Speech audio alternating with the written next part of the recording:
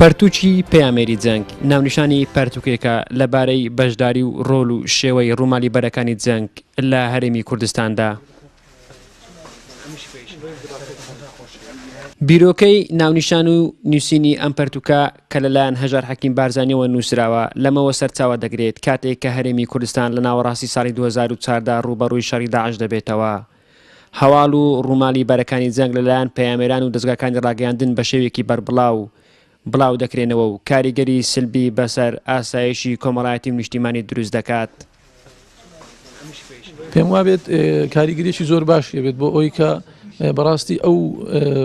پرانسیپانە ئەو ڕێگانە دیاری بکرێن کە چۆن تۆ ڕووماڵی جەنگەکەی یان ئایا تۆ چی پێویستە نمایشیکە یان چی پێویست ناکەێت نمایشیکەی چونکە جەنگ کۆمەڵێک نهێنی و کۆمەڵێک استراتیژ لە خۆگری ئەگەر بێت و ڕاگەاندن ڕۆڵێکی خراپ ببێنێ یان ڕۆژنامە نووس بتوانێت نهێنی ئەو جەنگیان ئەو ڕووداوانی کە بنیازن ڕوودەن ئاشکرا بکە ڕەنگە بەخراپ لە بەرامبەر ئامانجەکە بشکێتەوە. بۆیە پێم وایە هەبوونی جۆرە کتێبێک لەوانە بۆ بەخشینی زانیاری لەو بوانانە قازاند بە خودی ڕۆژنامە نووس و خەڵک بەگشتی گەینێ بێگومان. نووسار لەم پەرتووکەدا بە شێوەی مەدانی هەوڵی داوە لە بەرەکانی جەنگ خۆی بەشداری بکات و گوتە وێنە و زانیاری و شێوەی ڕووماڵ و کەم و کوڕیەکانی پەیامێران و دەستگاکانی ڕاگەیاندن بخاتە ڕوو. نووسینی ئەم پەرتووکە لەلایەن ڕۆژنامە نووسان و خاوەنی کتێبخانەکان بە گرنگ دەزاندرێت لەوەی کا ڕێنەمای گرنگدار بە پەیامێران کە شێوەی ڕووماڵ و بڵاوبوونەوەی زانیاری و هەواڵ لە بەرەکانی جەنگ بە شێوەی تەندروست بە کۆمەلگا بگێن و کتێبێکی گرنگیشە بۆ ڕۆژنامە نووسان و پەیامێران تا سوودی زیاتری لێوەربگرن. ڕاستی کتێبێکی وا پێشتر نەبووە کە تەماشامان کرد کتێبێکی چاکە پێشتریش نەبووە دەستخۆشی لە نووسەرەکەی دەکەین کە جۆرە کتێبە دروست کردیە ئەوە دەبیتە هەوی ئەوەی کە کتێبخانەی کوردی داڵەماند بیت. لێرەدا من ئەم نووسەرە تەقدیر دەکەم دەستخۆشی لێ دەکەم کە ئەم پەرتووکەی نووسیوە بۆ ئەوەی ئەو پەیامنەیرانەی کە لە بەرەکانی جەنگن کار دەکەن ئیشی تیڤی ئەکەن ئیشی پەیامنێری ئەکەن بە شێوەیەکی پرۆفشنال ببێتە هاندرێک ببێتە ڕێنیشان دەرێک بۆ ئەو کەسانە بۆ ئەوەی کارەکانی خۆیان بە دروستی بەڕێوەبن لە ئایندەدا. پەرتووکی پەیامێری جەنگ لە 356 لاپەڕە پێک هاتووە و دابەشی 5 بەشی سەرەکی بۆ بەشێکیان تایبەتە بەوێنە و زانیاری لەبارەی ئەو دەستگا و پەیامێرانەی کە ڕۆلیان لە بەرەکانی جەنگ و ناساندن و قارەمانەتی هێزی پێشمەرگە و بە دۆکیومنتکردنی داستانی پێشمەرگە بە جیهان هەبووە و ناڕۆکی پەرتووکەکەش کۆمەڵێک زانیاری گرنگی تێداخراوەتە ڕوو لەبارەی شێوەی ڕوومالی ڕۆژنامە نووسان و تەواوی ئەو شەڕانەی کە هێزی پێشمەرگەی کوردستان بەرامبەر داعش ئەنجامیدان. شاخەوان گوانی وار-TV سۆران. بله ji bo zêdetir rawestiyan li ser vê pertûkê vî babetî bi taybetî romalên bereyên şerî niha Hejar Hekîm Barzanî ku rojnamevan û nivêskar e teman dem da nivêserê vê pertûkê mêhvanê me ye. Kak Hejar bixêr hatî dest xwe ji bo karê te. Gelek spas. Belê bîrokeya vê projeyan vê pertûkê ça bû te peyda bû. Belê Slav Res ji bo bîner û temaşevanên War-TV li her derê. Rastî dema ku şerê Daeş dest pê kirî me hezir duê çendê da kir ku me temaşe kir ku li şaşeyên televizyonî û ragihandina Kurdî da şêwazekê romalekê ne akademî û şêwazekê beralayî wek dibêjin digel rêz û hurmet bû hemû mîdyakar û mîdyavanên Kurdî lê romalkirineka ne akademî hate kirin. Min biryar da wekû rojnamevana ku derçûyê beşa ragihandinê me biryar da ku dest bi nivîsîna û wergêrana beşek ji serçavên biyanî da bikin ji bilî ku beşekê zêde li nav şera da ez beşdar bûme da ku bişêm xeletî û şaşiyê ragihandina Kurdî rojnamevanan da bi giştî têda bixeme. Belê şaxewanî piçekî behs kir lê eger Kurdî wekû fehrist bas li nava roka vê pertûkê bikeyin çi babet bixwe girin çi beş bixwe girin. Belê destpêkê da ez behsê wê çendê dikim ku rojnamevanê cengî rojnamevanekî taybetmend e di warê di ragihandina taybetmend da her wiha dîroka durustbûn û çêbûna serheldana peyamnêrê cengî û her wiha mîdyakarê cengî çawa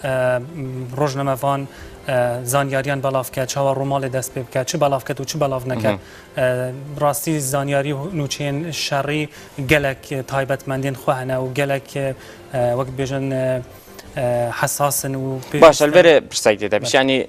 تقريبا راجهاندن جي برف تايبتمنديه واتشي مثلا ببین روزنامه‌وان آبوری ورزشی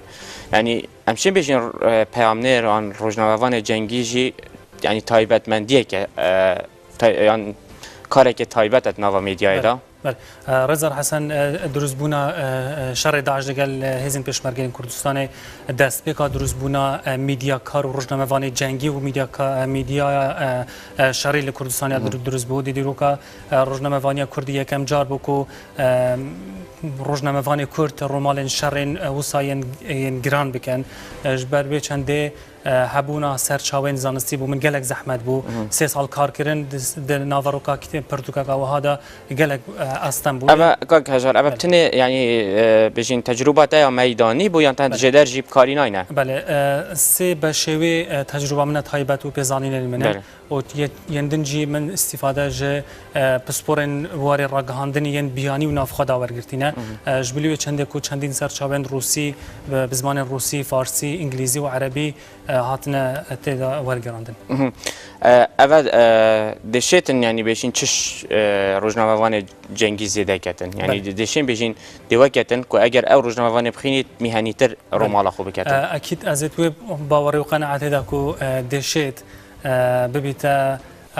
رنیشاندره که باش جبو همو پیام نیره که این کو پیزانی لسر رومالا نوچین شریدان نبونه جبروی چندی از دبیجم از پشت راستم کو اسم فاویج با روزنامه‌وان جنگی ده هبه چونکی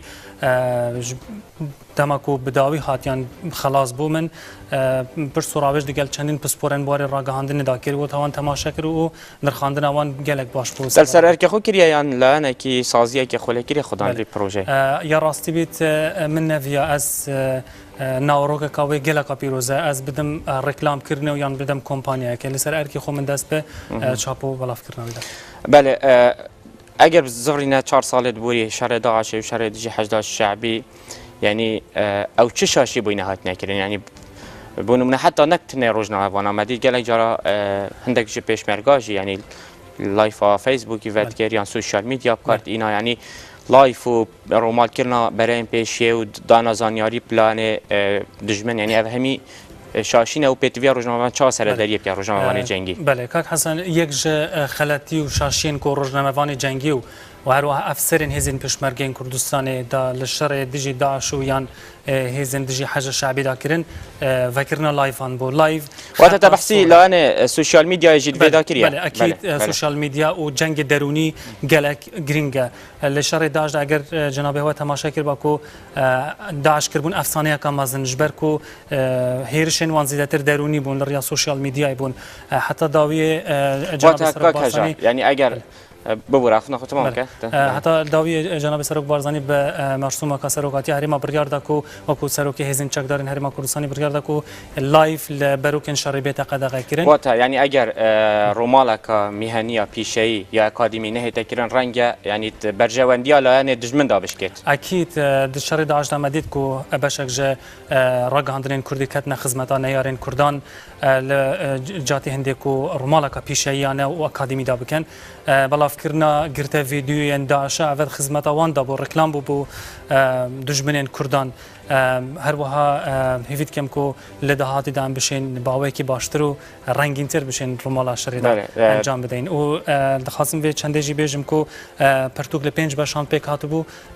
دست پیک داد جناب تا پرسر کلی من نشه پرس بدم درفت نبو میجویا و تایبتمندی و چه بلاف کت و چه بلاف نکد هر وها تیش خصنا سر وان روزنامه وان کل بروکن شر جان خوش دستا کو امور دات خواهد بله بگمان وار تی وی شکل وان کانال با هری باش بوله بروکن شهر کوشیا رومالکا پیشیانه بکد یک جوان آریان برواری کو بردام بروکن شهر بولی گل حوالندین هجاین پیامنیر دکوار تیوی کو کاک آریان گرانی بریندار بو هر وها رز و حرمت و سر خود تبین برانبر شهیدان روزنامه‌وان مصطفی سعید هر وها شفا گردی و دنیس فرات و ارکان شریف هر وها دو روزنامه‌وان بیانیجی جیمز فولی و ماری کالوین کو افجیل سوری و عراق ل شر دیجی داعش و ترور دا